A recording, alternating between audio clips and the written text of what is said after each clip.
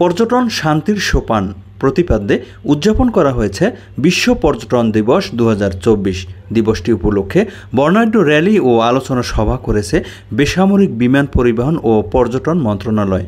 শুক্রবার রাজধানীর আগারগাঁওয়ে পর্যটন ভবন এলাকায় বিশ্ব পর্যটন দিবস উপলক্ষে এক বর্ণাঢ্য র্যালি বের করা হয়। বেসামরিক বিমান পরিবহন ও পর্যটন মন্ত্রণালয়ের অধীনস্থ দপ্তর সংস্থাগুলো, ট্যুরিস্ট পুলিশের কর্মকর্তা কর্মচারী এবং অন্যান্য সরকারি বেসরকারি সংগঠনের সদস্যরা প্লাকার্ড, ফেস্টুন, টি শার্ট, রং বেরঙের বেলুন, ব্যান্ড পার্টি নিয়ে র্যালিতে অংশ নেন। বেসামরিক বিমান পরিবহন ও পর্যটন সচিব নাসরিন জাহান র্যালি উদ্বোধন করেন।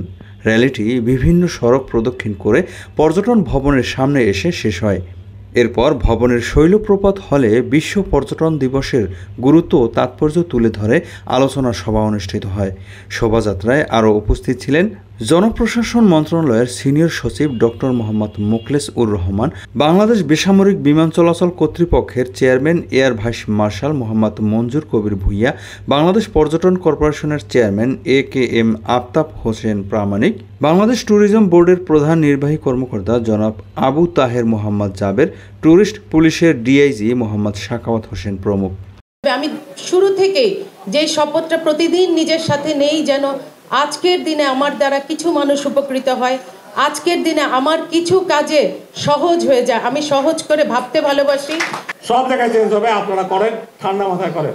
আমি বলার সময় একটু বলতেছি, আমি যখন কাজটা করব তখন কাজটা কিন্তু ঠান্ডা মাথায় করব। বাংলাদেশের পর্যটনের উন্নয়নের জন্য আটাপ কাজ করছে। আমাদের 4000-এর উপরে সদস্য, সবসময় আমরা বাংলাদেশকে ব্র্যান্ডিং করি। আমরা সবাই সম্মিলিতভাবে সরকারের সহযোগিতায় আমরা আমাদের এই পর্যটনকে আরও এগিয়ে নিতে চাই। আজকের দিনে এই হোক আমাদের অঙ্গীকার। কক্সবাজার যে সমুদ্র সৈকত আছে, এটা ওয়ার্ল্ড ওয়াইড ব্যাপী আমাদের একটা সুন্দর সমুদ্র সৈকত। যদি আমরা এই সমুদ্র সৈকতকে পর্যটনের কর্পোরেশনের অথবা বেসরকারি কোনো সংস্থাকে দিয়ে আমরা যদি উদ্যোগ নিই, তাহলে আমি মনে করি এটা আমাদের সরকার এবং আমাদের দেশ অনেক উপকৃত হবে এবং বিশ্ব থেকে অনেক পর্যটক আমাদের দেশে আসবে এটা দেখার জন্য। নিরাপত্তা দেওয়ার জন্য ট্যুরিস্ট পুলিশকে আরও স্ট্রং করা হোক।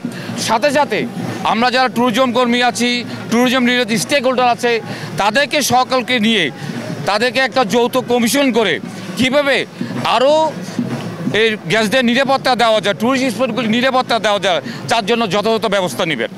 আমরা আশা করতেছি এই পরিবর্তনশীল এই বাংলাদেশে পর্যটন শিল্প আরও ব্যাপক উন্নতি ঘটবে এবং বর্তমান সরকার বাংলাদেশে পর্যটকদের আসার ব্যাপারে সর্বাত্মক যে নিরাপত্তা ব্যবস্থা সেটি কার্যকর করবে।